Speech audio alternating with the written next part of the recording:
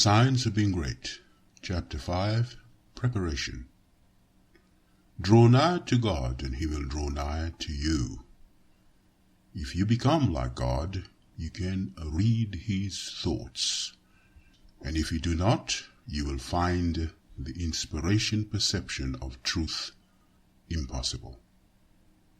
You can never become a great man or woman until you have overcome anxiety, worry, and fear. It is impossible for an anxious person, a worried one, or a fearful one to perceive truth. All things are distorted and thrown out of their proper relations by such mental states, and those who are in them cannot read the thoughts of God. If you are poor, or if you are anxious about business or financial matters, you are recommended to study carefully the first volume of this series, The Science of Getting Rich, that will present to you a solution for your problems of this nature. No matter how large or how complicated they may seem to be, there is not the least cause for worry about financial affairs. Every person who wills to do so may rise above want, have all he needs, and become rich. The same source upon which you propose to draw for mental unfolding and spiritual power is at your service for the supply of all your material wants. Study this truth until it is fixed in your thoughts, and until anxiety is banished from your mind. Enter the certain way which leads to material riches. Again, if you are anxious or worried about your health, realize it is possible for you to attain perfect health, so that you may have strength sufficient for all that you wish to do and more. That intelligence which stands ready to give you wealth and mental and spiritual power will rejoice to give you health also. Perfect health is yours for the asking, if you will only obey the simple laws of life and live right. Conquer ill health and cast out fear. But it is not enough to rise above financial and physical anxiety and worry. You must rise above moral evil-doing as well.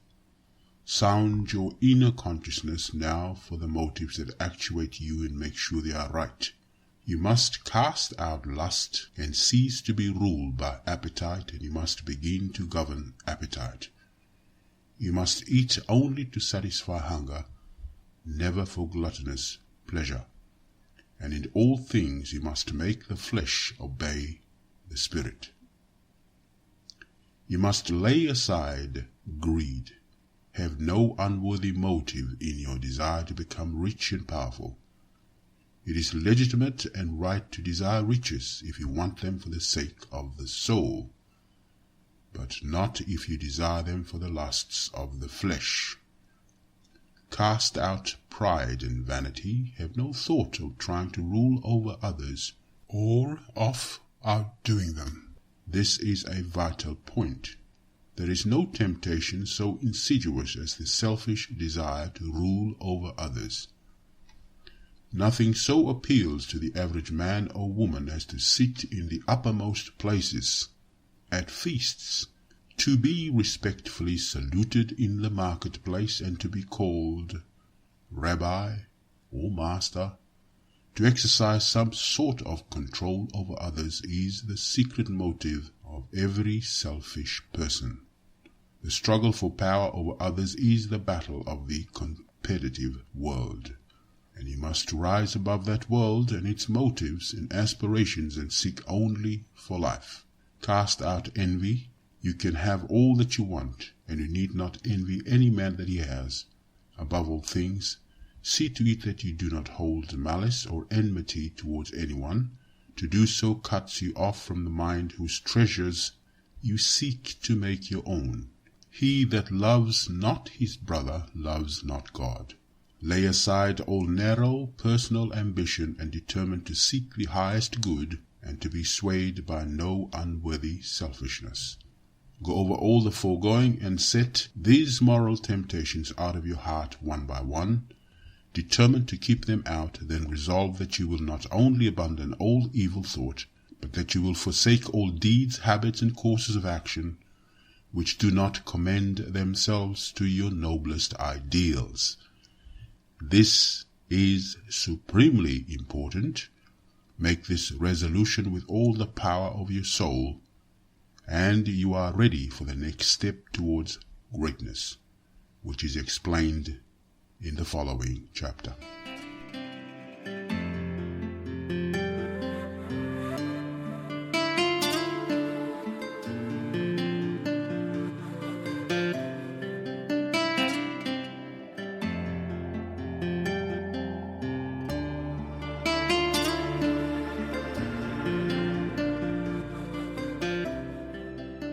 Science of Being Great, Chapter 6, The Social Point of View. Without faith it is impossible to please God, and without faith it is impossible for you to become great. The distinguished characteristics of all really great men and women is an unwavering faith. We see this in Lincoln during the dark days of the war. We see it in Washington at Valley Forge. We see it in Livingston, the crippled missionary, threading the mazes of the dark continent, his soul aflame with the determination to let in the light upon the accursed slave trade, which his soul abhorred. We see it in Luther and in Francis Willard, in every man and woman who has attained a place on the master roll of the great ones of the world. Faith, not a faith in one's self or in one's own powers, but faith in principle, in the something great which upholds right, and which may be relied upon to give us the victory in due time. Without this faith it is impossible for anyone to rise to real greatness. The man who has no faith in principle will always be a small man. Whether you have this faith or not depends upon your point of view. You must learn to see the world as being produced by evolution, as a something that is evolving and becoming, not as a finished work. Millions of years ago, God worked with very low and crude forms of life, low and crude, yet each perfect after its kind. Higher and more complex organism, animals and vegetable, appeared through the successive ages. The earth passed through stage after stage.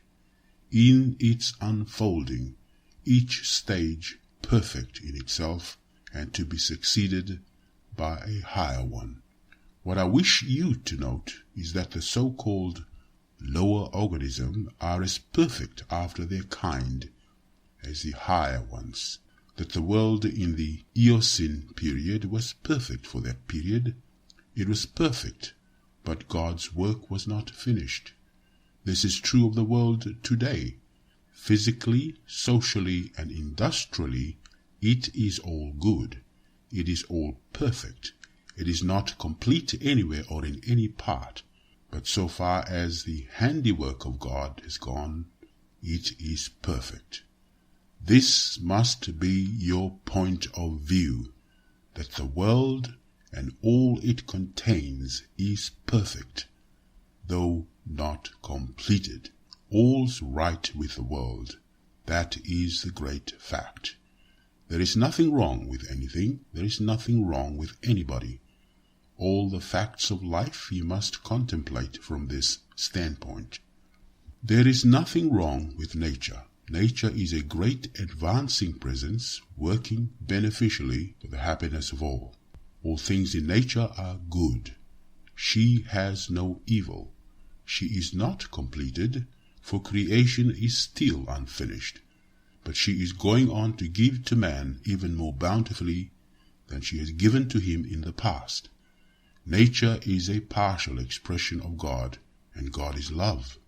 She is perfect, but not complete. So it is with human society and government. What though there are trusts and combinations of capital and strikes and lockouts and so on, all these things are part of the forward movement, They are incidental to the evolutionary process of completing society. When it is complete, there will be harmony, but it cannot be completed without them. J.P. Morgan is as necessary to the coming social order as the strange animals of the age of reptiles were to the life of the succeeding period. And just as these animals were perfect after their kind, so Morgan is perfect after his kind. Behold, it is all very good. See government and industry as being perfect now, and as advancing rapidly towards being complete. Then you will understand that there is nothing to fear, no cause for anxiety, nothing to worry about. Never complain of any of these things. They are perfect. This is the very best possible world for the stage of development man has reached. This will sound like rank folly to many, perhaps to most people. What, they will say, are not child labor and the exploitation of men and women in filthy and unsanitary factories evil things? Aren't saloons evil? Do you mean to say that we shall accept all of this and call them good? Child labor and similar things are no more evil than the way of living and the habits and the practice of the cave dweller were evil. His ways were those of the savage stage of man's growth, and for that stage they were perfect. Our industrial practices are those of the savage stage of the industrial development, and they are also perfect. Nothing better is possible until we cease to be mental savages in industry and businesses and become men and women. This can only come about by the rise of the whole race to higher viewpoint. And this can only come about by the rise of such individuals here and there as are ready for the higher viewpoint. The cure for all this inharmoniousness lies not with the masters or employers, but with the workers themselves. Whenever they reach a higher viewpoint, whenever they shall desire to do so, they can establish complete brotherhood and harmony in industry. They have the numbers and the power. They are getting now what they desire. Whenever they desire more in the way of higher, purer, more harmonious life, they will receive more. True, they want more now, but they only want more of the things that make for animal enjoyment. And so industry remains in the savage, brutal animal stage, when the workers begin to rise to the mental plane of living and ask for more of the things that make for the life of the mind and soul. Industry will at once be raised above the plane of savagery and brutality, but it is perfect now upon its plane. Behold, in fact, it is all very good. So it is true of saloons and dens of vice. If the majority of the people desire those things, it is right and necessary that they should have them. When the majority desires a world without such discords, they will create such a world. So long as men and women are on the plane of bestial thought, so long the social orders will be in part disorder, and will show bestial manifestations. The people make society what it is, and as the people rise above the bestial thoughts, society will rise above the beastly in its manifestation. But a society which thinks in bestial way must have saloons and dives. It is perfect after its kind as the world was in the Eocene period, and very good. All this does not prevent you from working for better things. You can work to complete an unfinished society instead of to renovate a decaying one, and you can work with a better heart and a more hopeful spirit. It will make an immense difference with your faith and spirit, whether you look upon civilization as a good thing that is becoming better, or as a bad or evil thing that is decaying. One viewpoint gives you an advancing and expanding mind, and the other gives you a descending and decreasing mind. One viewpoint will make you grow greater and the other will inevitably cause you to grow smaller. One will enable you to work for the eternal things, to do large works in a great way, toward the completing of all that is incomplete and inharmonious, and the other will make you a mere patchwork reformer, working almost without hope to save a few lost souls from what you will grow to consider a lost and doomed world. So you see, it makes a vast difference to you, this matter of the social viewpoint. All's right with the world. Nothing can possibly be wrong but my personal attitude, and I will make that right. I will see the facts of nature and all the events, circumstances, and conditions of society, politics, government, and industry from the highest viewpoint. It is all perfect, though incomplete. It is all the handiwork of God. Behold, it is all very good.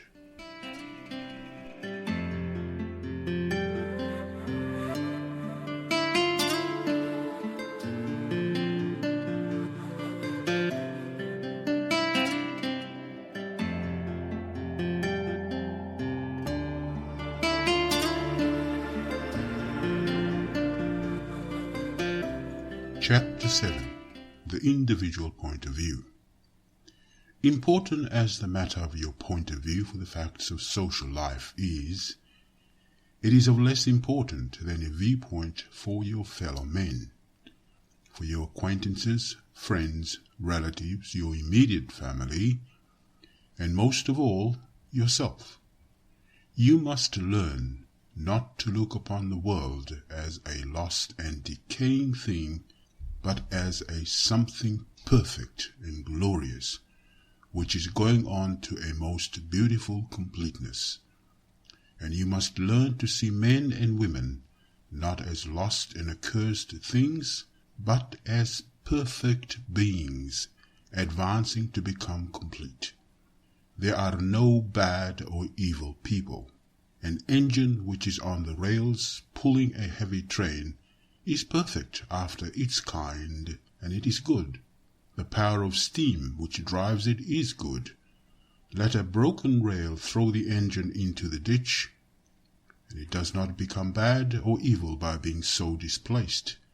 It is a perfectly good engine, but off the track. The power of steam that drives it into the ditch and wrecks it is not evil, but a perfectly good power, so that which is misplaced or applied in any incomplete or partial way is not evil. There are no evil people. There are perfectly good people who are off the track, but they do not need condemnation or punishment. They only need to get upon the rails again. That which is undeveloped or incomplete often appears to us as evil because of the way we have trained ourselves to think. The root of a bulb that shall produce a white lily is an unsightly thing. One might look upon it with disgust, but how foolish we should be to condemn the bulb for its appearance when we know the lily is within it. The root is perfect after its kind. It is perfect, but incomplete lily, and so we must learn to look upon every man and woman, no matter how unlovely in outward manifestation, they are perfect in their stage of being, and they are becoming complete. Behold, it is all very good. Once we come into a comprehension of this fact and arrive at this point of view, we lose all desire to find fault with people, to judge them, criticize them, or condemn them. We no longer work as those who are saving lost souls, but as those who are among the angels working out the completion of a glorious heaven. We are born of the Spirit, and we see the kingdom of God. We no longer see men as trees walking, but our vision is complete. We have nothing but good words to say, it is all good. A great and glorious humanity coming to completeness. And in our association with men, this puts us into an expansive and enlarging attitude of mind. We see them as great beings, and we begin to deal with them and their affairs in a great way. But if we fall to the other point of view and see a lost and degenerate race, we shrink into the contracting mind, and our dealings with men and their affairs will be in a small and contracted way. Remember to hold steadily to this point of view. If you do, you cannot fail to begin at once to deal with your acquaintances and neighbors, and with your own family, as a great personality deals with men. This same viewpoint must be the one from which you regard yourself. You must always see yourself as a great advancing soul. Learn to say, "There is that in me of which I am made, which knows no imperfection, weakness, or sickness. The world is incomplete, but God in my own consciousness is both perfect and complete. Nothing can be wrong but my own personal attitude, and my own personal attitude can be wrong only when I disobey that which is within. I am a perfect manifestation of God, so far as I have gone, and I will press on to be complete. I will trust and not be afraid. When you are able to say this understandingly, you will have lost all fear, and you will by far advanced upon the road to the development of a great and powerful personality.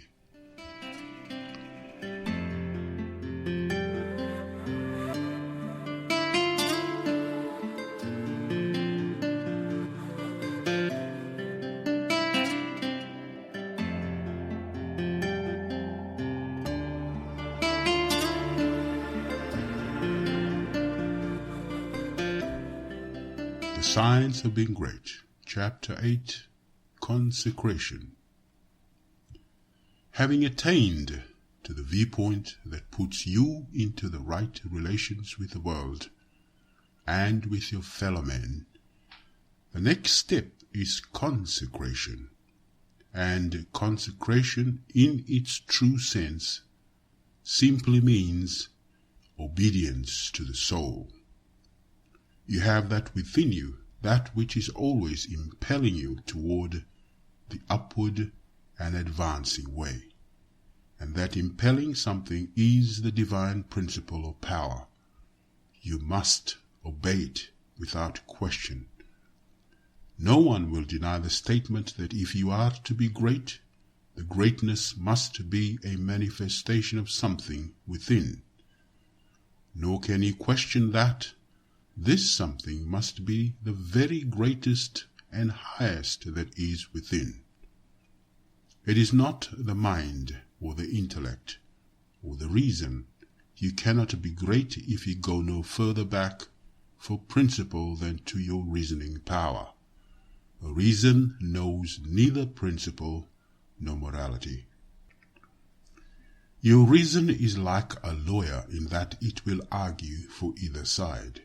The intellect of a thief will plan robbery and murder as readily as the intellect of a saint will plan a great philanthropy.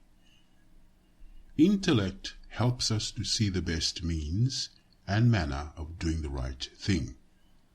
But intellect never shows us the right thing. Intellect and reason serve the selfish man for his selfish ends as readily as they serve the unselfish man for his unselfish ends. Use intellect and reason without regard to principle, and you may become known as a very able person, but you will never become known as a person whose life shows the power of real greatness. There is too much training of the intellect and the reasoning powers, and too little training in the obedience to the soul. This is the only thing that can be wrong with your personal attitude when it fails to be one of obedience to the principle of power. By going back to your own center, you can always find the pure idea of right for every relationship. To be great and to have power, it is only necessary to conform your life to the pure idea as you find it in the great within. Every compromise on this point is made at the expense of a loss of power. This you must remember. There are many ideas in your mind that you have outgrown, and which from force of habit you still permit to dictate the actions of your life. Seize all this. Abandon everything you have outgrown. There are many ignoble customs, social and other, which you still follow, although you know they tend to dwarf and belittle you and keep you acting in a small way. Rise above all this. I do not say that you should absolutely disregard conventionalities or the commonly accepted standards of right and wrong. You cannot do this, but you can deliver your soul from most of the narrow restrictions that bind the majority of your fellow men. Do not give your time and strength to the support of obsolete institutions, religious or otherwise. Do not be bound by creeds in which you do not believe. Be free. You have perhaps formed some sensual habits of mind or body. You have to let them go. You still indulge in distrustful fears that things will go wrong, or that people will betray you or mistreat you. Get above all of them. You still act selfishly in many ways and on many occasions. Cease to do so. Abandon all these, and in place of them, put the best actions you can form a conception of in your mind. If you desire to advance, and you are not doing so, remember that it can only be because your thought is better than your practice. You must do as well as you think. Let your thoughts be ruled by principle, and then live up to your thoughts. Let your attitude in business, in politics, in neighborhood affairs, and in your own home be the expression of the best thoughts you can think. Let your manner towards your fellow men and women, great and small, and especially to your own family circle, always be the most kindly, gracious, and courteous you can picture in your imagination. Remember your viewpoint. You are a god in the company of gods and must conduct yourself accordingly. The steps to complete consecration are few and simple. You cannot be ruled from below if you are to be great. You must rule from above. Therefore, you cannot be governed by physical impulses. You must bring your body into subjection to the mind. But your mind without principle may lead you into selfishness and immoral ways. You must put the mind into subjection to the soul. And your soul is limited by the boundaries of your knowledge. You must put it into subjection to that our soul which needs no searching of the understanding, but before whose eye all things are spread. That constitutes consecration. I surrender my body to be ruled by my mind. I surrender my mind to be governed by my soul, and I surrender my soul to the guidance of God. Make this consecration complete and thorough, and ye have taken the second great step in the way of greatness and power.